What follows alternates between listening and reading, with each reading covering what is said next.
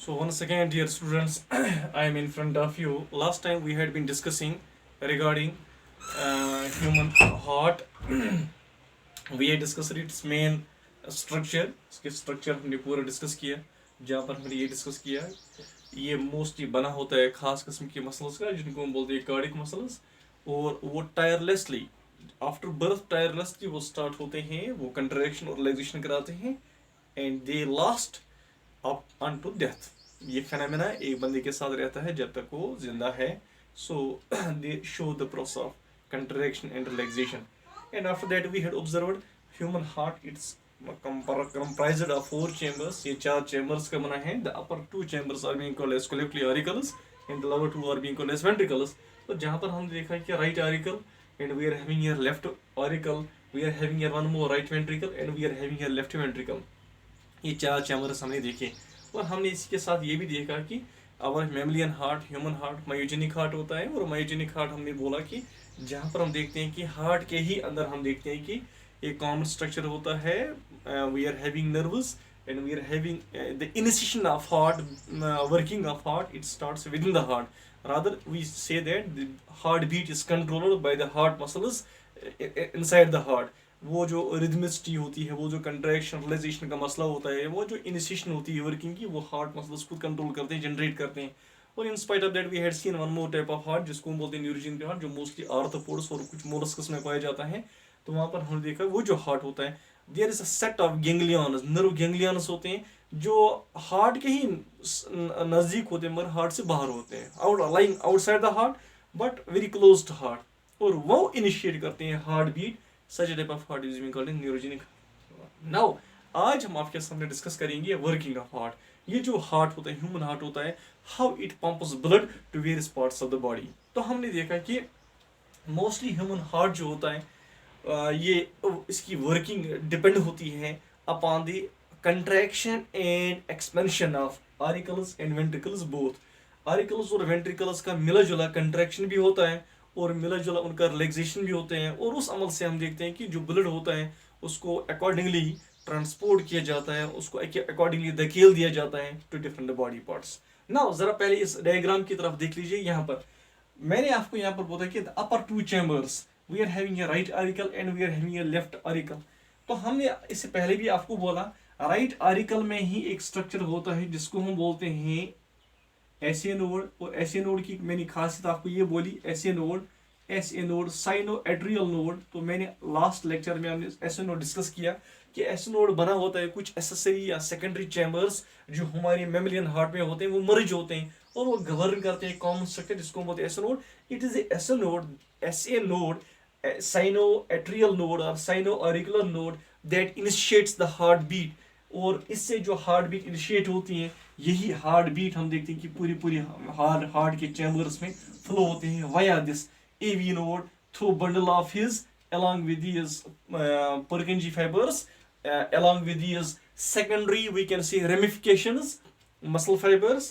या जो एंड होते हैं यहाँ पर टर्मिनल पोर्शन पे एंड होते हैं towards the cone of the heart into the respective chambers, that is those are ventricles. और इससे हम देखते हैं कि पूरी की पूरी चैम्बर्स को कंट्रोल लगता है. सो दैट इज वाई हम देखते हैं कि ऐसे नोड को हम बोलते हैं heart of hearts B. It's also called as pacemaker of heart because it controls the main working, the main functioning of heart. Rather, it initiates the heartbeat. That is why इसको हम बोलते हैं heart of hearts B या इसको हम बोलते हैं pacemaker of heart. Now, यही right auricle और left auricle simultaneously they are being filled by blood. ये दोनों बेक वक्त ब्लड से फिल होते हैं, इनमें ब्लड समा जाता है. तो आपको पता है कि from upper body parts and from lower body parts blood enters via right auricle with help of superior vena cava and inferior vena cava. अब जो ये ब्लड यहाँ पर आता है from different body parts, it is deoxygenated blood. ये deoxygenated blood होता है और simultaneously हम देखते हैं continuous अमल होता है from the lungs. यहाँ पर हम देखते हैं कि हमारे साइड में lungs होते हैं, lungs से purify oxygenated blood आता है with help of pulmonary veins. It's an exception here in case of human heart. With help of pulmonary veins. वो पल्मोनरी वेन्स यहाँ से एंटर होके लेफ्ट आरिकल में जाते हैं. तो साइमल्टेनियसली जहाँ से राइट आरिकल फिल होता है डिऑक्सीजन ब्लड से और उसी बैक वक्त लेफ्ट ऑरिकल भी ऑक्सीजनेटेड ब्लड से फिल होता है. Now once the upper two chambers are being filled with blood simultaneously, they generate a pressure, they exert a pressure on the walls of the heart.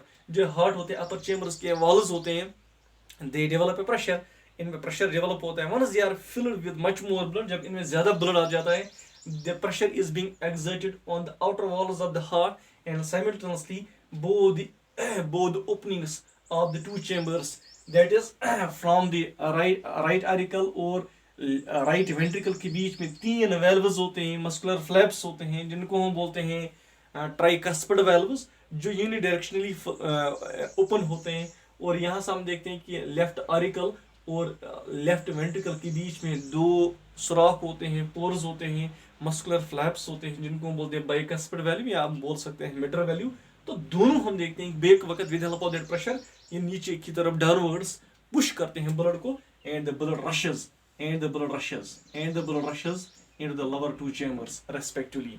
तो हम देखते हैं कि एक साइड इस चैम्बर में राइट वेंट्रिकल में डीऑक्सीजनेटेड ब्लड अंदर फ्लो होता है, और लेफ्ट वेंट्रिकल में यहाँ पर प्योर ब्लड, जिसको हम बोलते हैं ऑक्सीजन ब्लड, यहाँ पर दाखिल होता है. नाउ ये जो अमल है, इस सूरत में हम देखते हैं कि द प्रेशर पहले जो प्रेशर यहाँ पर एक्सर्ट होता है यहाँ पर, जिसको उस वक्त हम बोलते हैं जब ये auricles upper two chambers contract होते हैं, they contract, and while contraction they allow the blood to pass down with a good force, एक फोर्स के तहत. That condition is being called as auricular contraction. उस वक्त उसको हम बोलते हैं ऑरिकुलर कंट्रैक्शन. ये जो ऑरिकल्स कंट्रैक्ट होते हैं साइमल्टेनियसली, इसको हम बोलते हैं, और एक प्रेशर भी, इसको हम बोलते हैं ऑरिकुलर सिस्टोल भी. It's also being called as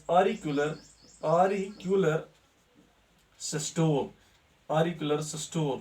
now अब जब ऑरिकुलर सिस्टोल, ये सिस्टोलिक प्रेशर एक खास किस्म का प्रेशर होता है जो सिस्टोलिक प्रेशर कहलाता है. इट्स वेरी हाई, ये बड़ा हाई होता है ये सिस्टोलिक प्रेशर, और हम इसको मेजर भी किए हैं. ऑलमोस्ट इट्स इक्विवेलेंट, ये बराबर होता है 120 mm ऑफ मर्करी के बराबर, mm of Hg, higher pressure, जिसको हम बोलते हैं systolic pressure, auricular systolic pressure.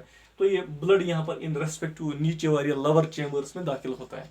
Now जब अब ये राइट वेंट्रिकल में यहाँ पर दाखिल होता है, now after the blood comes into the below chambers, respective chambers, हम देखते हैं कि ये फिल होते हैं, अमाउंट ऑफ प्रेशर एक्सर्ट होता है उनके वॉल्स पर. अगेन हम देखते हैं कि ये एक दूसरा किस्म का प्रेशर एक्सर्ट करते हैं, बैक वापस करते हैं, and with the help of that pressure, the ventricles they are in a position to show again contraction. ये दोबारा contraction दिखाते हैं, and with help of that contraction they push the blood, they pump the blood back. और उस जब ये pumping होती है, there are some other structures जिनको हम बोलते हैं semilunar valves. उन semilunar valves में हम देखते हैं कि ये जो flaps होते हैं, tricuspid valve and bicuspid valve, they open, they are being pushed back and they get closed, and there develops a sound, एक sound develop होती है, and the first sound that is being called as lub sound. उस वक्त उस sound को हम बोलते हैं lub sound. मगर जरा पहले हम यहाँ पर ध्यान देखेंगे, जब यहाँ पर ब्लड पुश होता है बैक, पुश होता है विद अ फोर्स, यहाँ पर हम देखते हैं कि वेंट्रिकुलर कंट्रैक्शन होती है, दोबारा यहाँ पर वेंट्रिकुलर कंट्रैक्शन होती है. तो ये जो वेंट्रिकुलर कंट्रैक्शन होती है, इससे हम देखते हैं कि ब्लड ज्यादा फोर्स के साथ एक प्रेशर डेवलप होता है वहां पर. ये फोर्स के तहत एक खास तरीके से हम देखते हैं from right ventricle this blood is being pushed into the pulmonary artery. ये पल्मोनरी आर्टरी की में पुश किया जाता है, and from that pulmonary artery it is being Saint towards the lungs, it is being Saint back towards the lungs for oxygenation. यहां से हम देखते हैं कि from the right ventricle with help of A separate force, with help of again ventricular systole वहां पर भी develop होता है, उसको बोलते हैं वेंट्रिकुलर सिस्टोल, उसको भी हम बोलते हैं उस प्रेशर को. उस तरीके से हम देखते हैं कि ब्लड को वापस धकेल दिया जाता है, पंप किया जाता है, and that is being again sent towards the lungs for purification. Now जब लंग्स में हम देखते हैं कि प्योर ब्लड, ऑक्सीजनेटेड ब्लड आता है, और हम देखते हैं कि वो यहाँ से लेफ्ट ऑरिकल से वापस यहाँ पर फिल होता है, फिर यहाँ पर, तो इससे साथ साइमल्टेनियसली हमने देखा कि from the left ventricle the blood is the pure blood it is being pushed, जब यहाँ पर भी वेंट्रिकुलर कंट्रैक्शन होती है, this blood is being pushed into a one more type of artery which is being called a systemic artery, उसको हम बोलते हैं systemic artery, या उसको आप बोल सकते हैं systemic aorta, systemic aorta, ये bigger artery, यहाँ पर बड़ी artery, highest artery, biggest artery, systemic artery. Now the systemic artery further it branches into separate arteries and that cover the whole body, वो पूरी की पूरी body को cover करते हैं and they supply the pure blood to whole body. So again we see here that both the ventricles they simultaneously contract with the help by exerting a pressure, that too is systolic pressure, वो भी systolic pressure होता है. Now जब ये आरिकल्स भी contract होते हैं, ventricles भी कंट्रैक्ट होते हैं, इनके साथ साथ कंट्रैक्शन के साथ साथ जब यहाँ पर आरिकल्स कंट्रैक्ट होते हैं तो साइमल्टेनियसली वो रिलैक्स भी होते हैं और उस वक्त वहाँ पर वो एक प्रेशर डेवलप होता है, और जब यहाँ पर वेंट्रिकल्स भी वापस कंट्रैक्ट होते हैं और वो उसके बाद साथ साइमल्टेनियस रिलैक्स होते हैं, वहाँ पर एक फेज आता है जहां पर हम देखते हैं कि दोनों का, इन चारों चैम्बर्स का, अपर और लोअर चैम्बर्स का, हम देखते हैं कि एक एक मिला जुला प्रेशर डेवलप होता है रिलैक्सेशन में. That pressure is being called a joint diastole. उसको हम बोलते हैं जॉइंट डायस्टोल, उस प्रेशर को joint diastole, joint diastole, joint diastole, joint diastole pressure. Now overall we had seen that when there is auricular or ventricular contraction there develops a pressure which is being called as systolic pressure, and when there is ventricular relaxation or auricular relaxation there is again one more pressure that is being called as diastolic pressure. और ये diastolic pressure बराबर देखा गया, बराबर दिया गया diastolic pressure. Diastolic pressure आप बोल सकते हैं it's always equal to 80 mm in case of a normal adult. Mercury के बराबर 80 mm मरकरी के बराबर हम देखते हैं कि ये नॉर्मल प्रेशर होता है ये डायस्टोलिक